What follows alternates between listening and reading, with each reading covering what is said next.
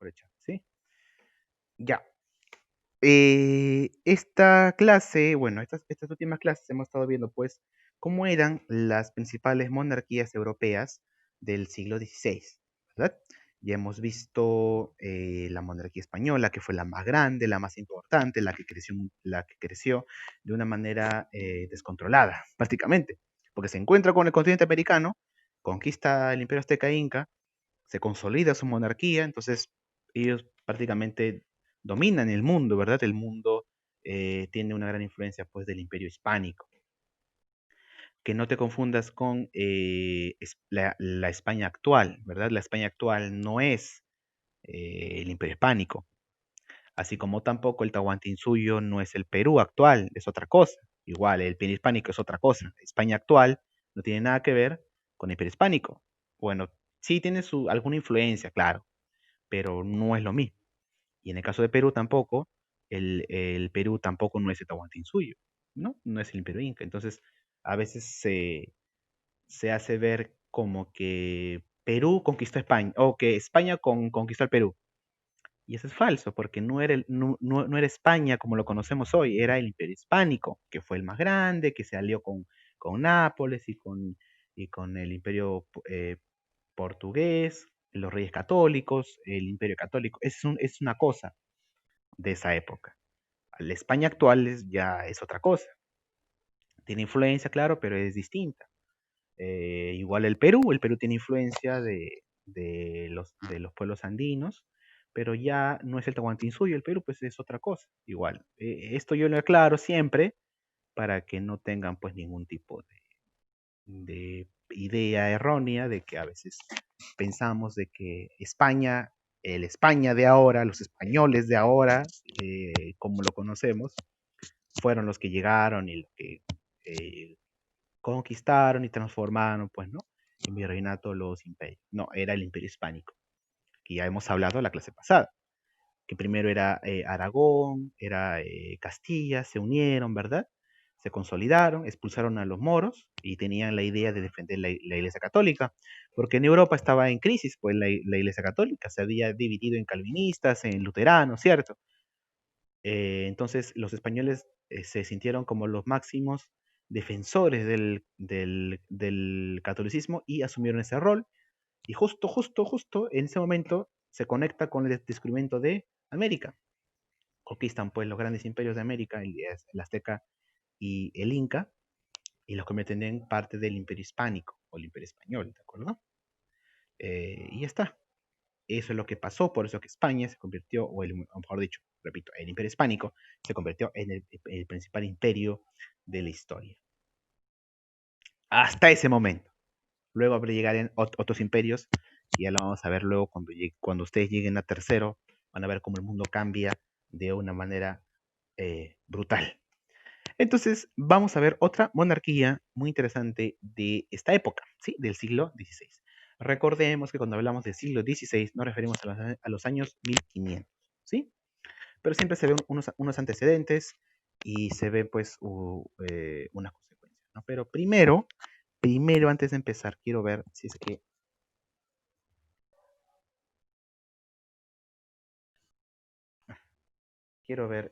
que ahí está, siempre hay participantes que están ahí esperando. Ya, si es que no pueden ver, como les digo, las imágenes, me informan. Vamos a hablar entonces en esta oportunidad de la monarquía francesa del siglo XVI. ¿No ves? A ver, voy a hacerlo. No hay ningún problema.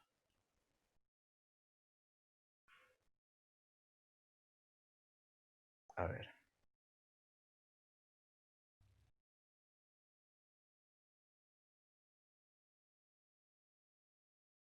Ya, ahora sí. Ya, ahora sí se ve, ¿verdad? Listo. Chicos, este tema sobre la monarquía francesa es muy sencillo, es muy fácil, ¿de acuerdo? No es tan complicado. Bueno, creo que la clase anterior del Imperio Hispánico también fue muy fácil, solamente es explicar cómo se consolidó la monarquía española y que fue la más importante del siglo XVI. ¿Por qué? Porque era el imperio colonial que conquistaron el Imperio Azteca y el Imperio Inca, ¿no? Y eso ya lo explicamos y ya está. Fue un tema muy, muy fácil. Ahora, el tema del día de hoy es más fácil aún. ¿Por qué? Porque la monarquía francesa no fue un imperio colonial. Francia durante este siglo no conquistó grandes tierras, no fue hasta América ni hasta alguna parte del mundo, no fue a África como el Imperio Portugués, no fue hasta Asia también como el Imperio Hispánico. Francia tenía un lado, un lugar con las monarquías ya de segundo orden en Europa, ¿sí? Y es algo pues que su historia es mucho más corta, mucho más sencilla y la tenemos que entender porque es algo mucho más fácil de asimilar. ¿Qué pasa? No sé si ustedes acordarán hace, ¿cuánto tiempo? A ver, en abril, por ahí, recién empezábamos con el curso de Historia Universal y empezábamos pues con las clases virtuales. Y ahí tocamos un tema, bueno, vimos en Historia Universal y hablamos sobre el Imperio Carolingio. De repente ya no se acordarán porque yo comprendo que ha pasado mucho tiempo y es normal. Pero yo les hago igual recordar. Ustedes recordarán que uno de los primeros temas que vimos fue el Imperio Carolingio, ¿no? De Carlos Martel, de Carlos Magno, y hablamos mucho del feudalismo, ¿verdad? Ya, eso ya lo tocamos, ya lo hablamos, ya ustedes más o menos tienen una noción por lo menos. ¿Qué pasa? Lo que vamos a ver ahora es simple. Es cuando termine el Imperio Carolingio e inicia bueno, inicia una monarquía francesa. Ya no es un imperio, el Imperio Carolingio ya se termina.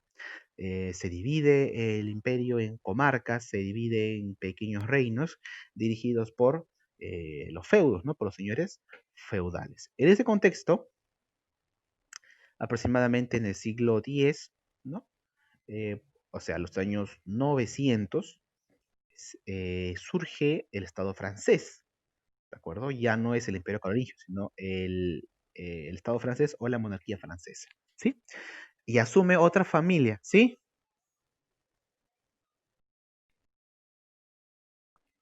A ver, voy a ver eso ahorita.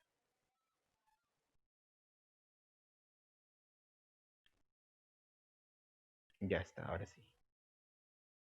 Listo. Vamos a ver si aquí se puede ver esto.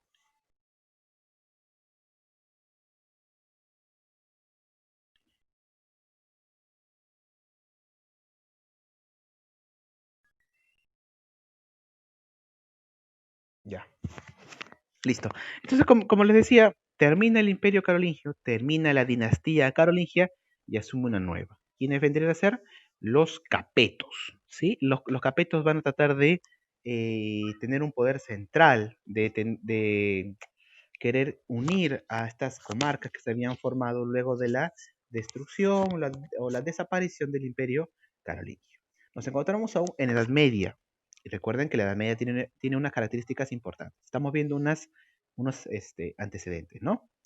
Eh, Todavía, durante el contexto de los capetos, los feudales tienen mucho más poder en algunos casos que los mismos reyes. Tú te acuerdas cuando hablamos del feudalismo, ¿verdad? Que dentro de su tierra, dentro de su feudo, el feudal era más que un rey, ¿no? Tenía su propia moneda, le tenían que rendir un homenaje, es una serie de cuestiones que lo hacían estar prácticamente considerado como un rey dentro de la sociedad o dentro del feudo, ¿verdad? Es en ese contexto donde asumen los capetos, esta dinastía que va a ser muy importante para para la historia y la formación de la monarquía francesa. Hay reyes importantes durante este periodo de la dinastía Capeto. Felipe II, Augusto, eh, Luis IX y Felipe IV el Hermoso. Así se le llamaba él, el Hermoso. Ahora, durante este contexto de la dinastía Capeto, ocurre también algo importante. primero, no solamente que estamos en Edad Media, sino que también es contemporáneo a las cruzadas, ¿sí? ¿Qué pasa? Sobre todo en el reinado de Felipe el Hermoso, eh, tiene una reunión con el Papa, ¿sí? Eh, y en qué se ponen de acuerdo? En qué concuerdan? Y que se debe terminar con esta legión de los famosos templarios. ¿Quiénes eran los templarios? Los templarios eran una orden mitad religiosa y mitad militar, ¿sí? Ellos eran los que habían quedado de las cruzadas. Eran como los grandes generales que quedaban de las cruzadas, y cada vez que volvían a Europa, está bien, voy a ver eso.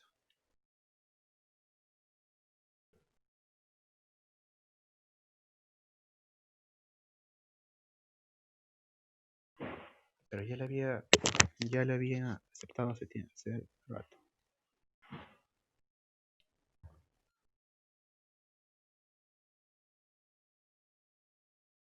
A ver, ya, ya.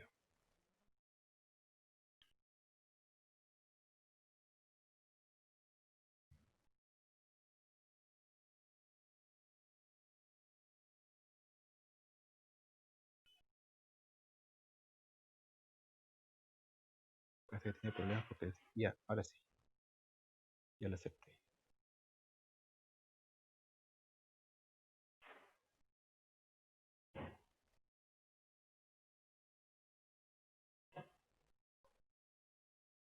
Mm,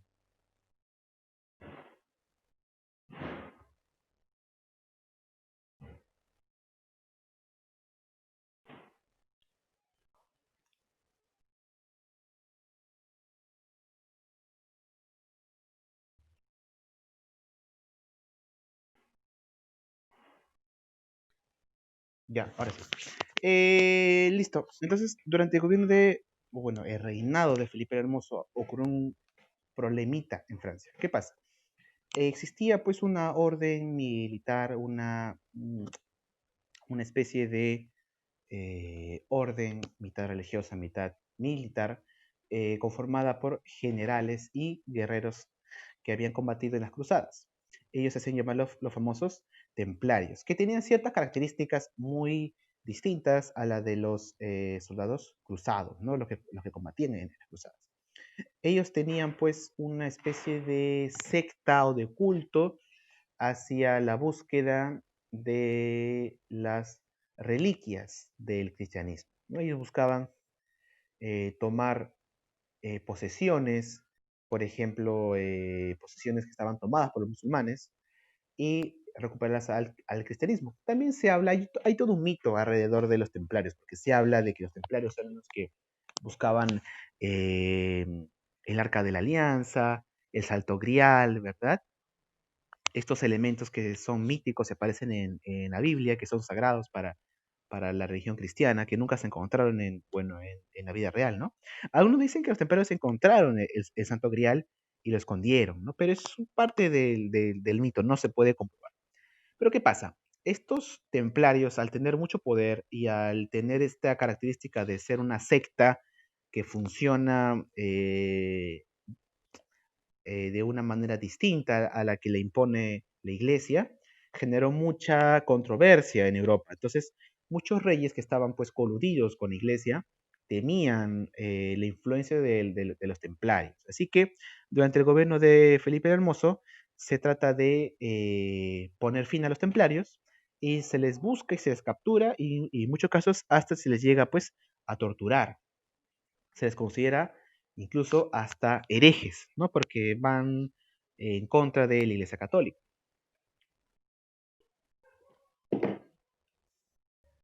¿Qué pasa después? Llega otra dinastía. Ya estamos entrando pues a lo que es el siglo XIV. Aparecen los Valois, ¿sí? Ahora, durante este periodo, eh, entramos a lo que es la decadencia del feudalismo, ¿sí? Entonces, la monarquía francesa toma una característica distinta. Cuando estaban, por ejemplo, los capetos, ¿no? En Francia, todavía existía este sectarismo, ¿no? Esta idea de que cada feudo tiene su propio poder y el poder central del rey en la isla de Francia, ¿no? En lo que ahora es París, competía por el poder con los demás señores feudales. Pero en el siglo XIV, ya con la llegada de los Valois, se consolida, ¿qué cosa? El poder central del rey, ¿sí? El feudalismo entra en decadencia y empieza a surgir la idea de qué? Del Estado moderno. Como ya lo hemos visto ya hace dos clases, ya hemos definido qué cosa es un Estado moderno, en la Edad Moderna y cómo se formaron esas monarquías, ¿cierto? Entonces, en este siglo surge esta idea de centralismo y de monarquía moderna en Francia. ¿Con quién? ¿Con qué dinastía? Con los Valois, ¿sí? Ahora, en este contexto, Francia tiene unas características también, que le hacen muy distintas al imperio más importante de la época. Recordemos que el imperio más importante de la época es el imperio español. En este momento, ¿cuál es el imperio más importante? España, ¿cierto? Ahora, ¿de qué se diferencia el imperio hispánico con Francia de esta época? Eso lo vamos a ver. Primero, la monarquía francesa no tuvo un problema en su territorio, no tuvo un problema de invasión musulmana, ni de invasión, ni de intervención judía. En Francia no convivían religiones, no convivían culturas. Todos ellos se identificaban bajo el poder del reino, todos eran cristianos y tenían los mismos ancestros. Entonces se identificaban como parte de un solo reino. Eso fue una idea que los hizo surgir de repente más rápido que otros estados en aquel momento. Recordemos que Carlos Martel, hace siglos atrás, ya había terminado con los musulmanes en Francia. Solamente el último reducto que se mantuvo hasta el último momento de los musulmanes en Europa fue en España, pero en Francia no fue el caso. Por ejemplo, en España coexistían musulmanes, cristianos y judíos. En Francia no. Francia, en su gran mayoría, eran cristianos. ¿Sí? Esto ¿qué ocasionó? ¿Qué trajo como consecuencia? Que el poder central de un rey se consolidara, porque ese rey gobernaba cristiano, es decir, era francés. Por ese lado la tuvo mucho más fácil Francia. Eh, pero también tuvo una desventaja en comparación a España, porque España, como les he dicho ya antes, tenía pues las grandes colonias, ¿no? Los grandes virreinatos. El imperio hispánico era muy, muy grande, sobre todo por las tierras que había obtenido en América. Francia no había apostado por la intervención comercial, no buscaba rutas de comercio, no se metió en la carrera a competir en las rutas de comercio con España, con Portugal, por eso que no encuentra, no descubre, no coloniza ningún tipo de territorio. Es por eso que Francia está en desventaja frente a España y Portugal. Entonces no provienen ingresos de las colonias. Entonces, durante ese periodo, Francia se convirtió en un imperio más austero, en un reino más austero, ¿sí? ¿Y qué pasa? Como Francia tenía una sociedad homogénea, ¿de acuerdo? Fue mucho más fácil hacer funcionar ahí un poder central, ¿sí? Por eso que acá funcionó mucho. ¿Qué cosa? Eh, el Estado moderno, ¿no? ¿Quiénes fueron los principales reyes de este periodo? Pues Carlos IX, Enrique III, Francisco I, ¿verdad? Eh, lo que podemos recalcar de aquí es que durante el reinado de Enrique III, los años 1560, ¿no? Dentro de ese periodo, ¿qué pasa? Francia entra en una época de marcada decadencia, de anarquía. Los Valois no habían traído pues una estabilidad a, a Francia. Habían pues consolidado el poder del Estado, pero entre ellos surgían muchas pugnas por el poder absoluto, ¿de acuerdo? Esto origina que a finales del siglo XVI aparezca una dinastía que va a reemplazar y que va a tomar parte de esta anarquía que había generado, pues, los Valois. ¿Quiénes van a ser? Van a ser los Borbones, una dinastía muy, muy importante para la historia europea, ¿sí? Los Borbones llegan al poder a finales del siglo XVI y ya tenían pues la ventaja de que el Estado moderno, el Estado absolutista en Francia ya se estaba empezando a consolidar. El único problema que tenían es que entre los descendientes al trono existían pues ciertas pugnas entre, en el gobierno de Enrique III. Eh, de ahí viene pues hasta incluso hay una guerra entre Enrique. Es conocida esta guerra por la guerra de los tres Enriques, ¿no? Porque buscan tomar el poder a como de lugar. Es decir, el Estado ya estaba listo en Francia para una monarquía absoluta, pero los Valois no aportaban mucho. Cuando llegan los Borbones, este Estado ya se convierte totalmente y se consolida eh, el Estado moderno, el Estado absolutista. ¿Sí? Los Borbones llegan al poder en Francia y, y Francia se convierte en qué? En una monarquía absoluta, en un absolutismo como tal. ¿Sí? Es decir, para que me entiendan, durante los Valois inicia el absolutismo, empieza a surgir el Estado moderno, y durante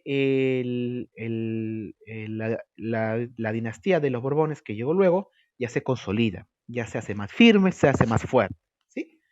Eh, ¿Por qué son importantes? Porque la influencia de los Borbones va a llegar mucho más allá de las fronteras de Francia. Años posteriores, ya en próximas clases, vamos a ver cómo tienen conexión con el Imperio Hispánico, con el Imperio Español. Incluso la familia Borbón llega al poder en España.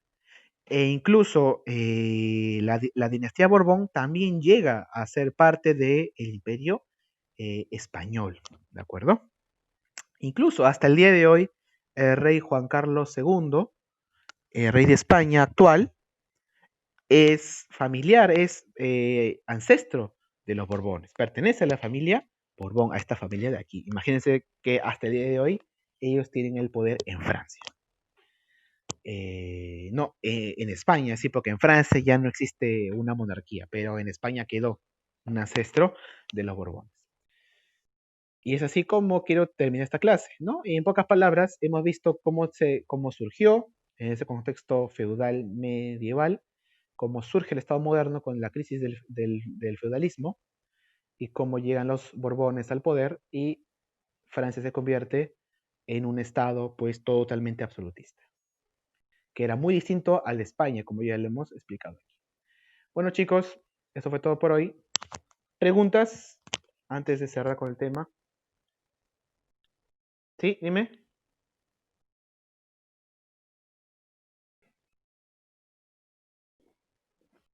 Sí, muy bien. Esa es una muy buena pregunta.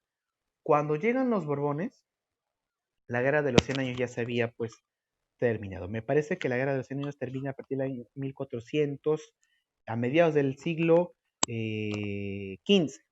Y los Borbones llegan pues en el siglo XVI. Ya se había terminado la guerra de los 100 años. Entonces, ya se había consolidado qué cosa en Francia, el Estado moderno absolutista. ¿Sí? Juana de Arco ya se había muerto y esto también ayudó a qué? A que se genere una idea de nación. ¿Tú te acuerdas cuando hablamos de Juana de Arco? ¿No? Ustedes se acuerdan. Juana de Arco pues representaba los ideales de un reino unido, o sea, de un reino unificado que sería Francia. Ya dejar atrás el sectarismo de que Francia son muchos feudos. No, ahora Francia empezaban a hacer esa idea de nación, de que es un solo reino. Juana de Arco colaboró con mucho de eso, ¿de acuerdo?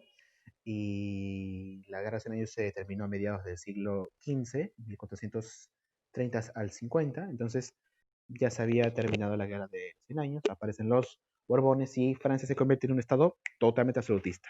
Y Francia, después de la Guerra de los 100 años, después de los Borbones, Francia se va a convertir en el estado más absolutista que tú te puedas imaginar. Vamos a ver de acá unas 2 clases más, o unas tres clases más, y el próximo bimestre, que va a aparecer un rey en Francia que se va a creer Dios. Ese rey va a hacer lo que se le da la gana. O sea, el estado absolutista en Francia se va a convertir en la máxima expresión del absolutismo en Europa. Bueno, muy buena tu pregunta. Eres Abigail, ¿verdad? No. Sí, sí, Abigail. Muy bien. ¿Alguna pregunta más, chicos? Para cerrar.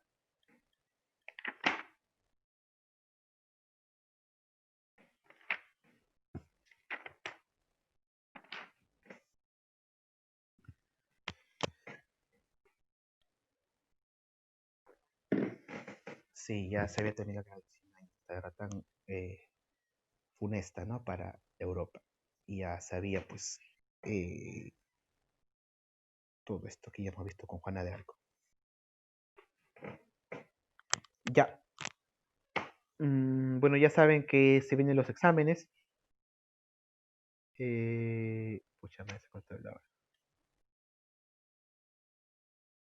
Ah, no.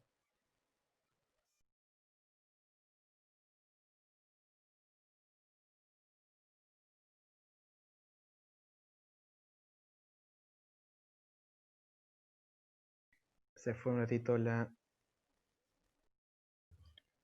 Ya, ¿qué les iba a decir? Antes de que se corte el tiempo y se corte la hora o la transmisión o lo que pase primero, les recuerdo, ya se vienen los exámenes y solamente les tengo que decir algo.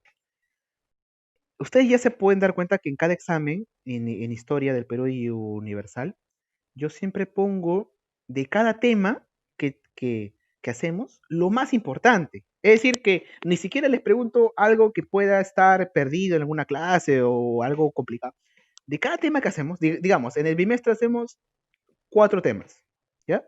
En el examen vienen esos 4 temas, pero de esos 4 temas yo les pregunto lo más esencial, lo más importante, lo que sí o sí deben haber entendido, o sea, nada más.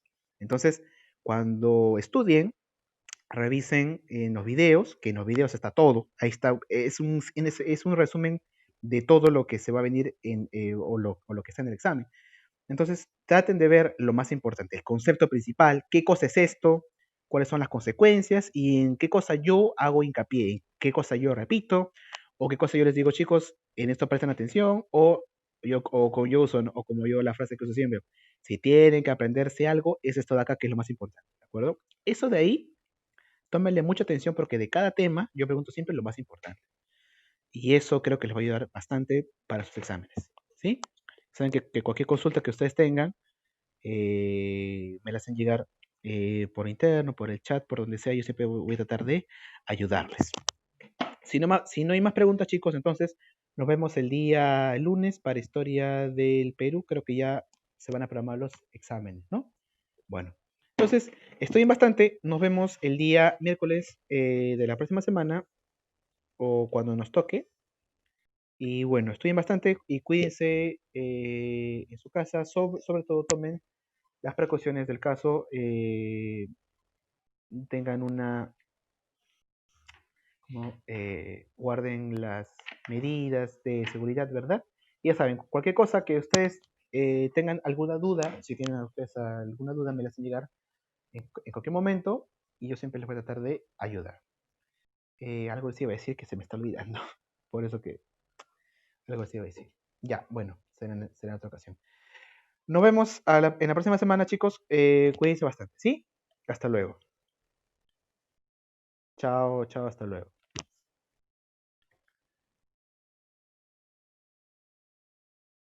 Hasta luego.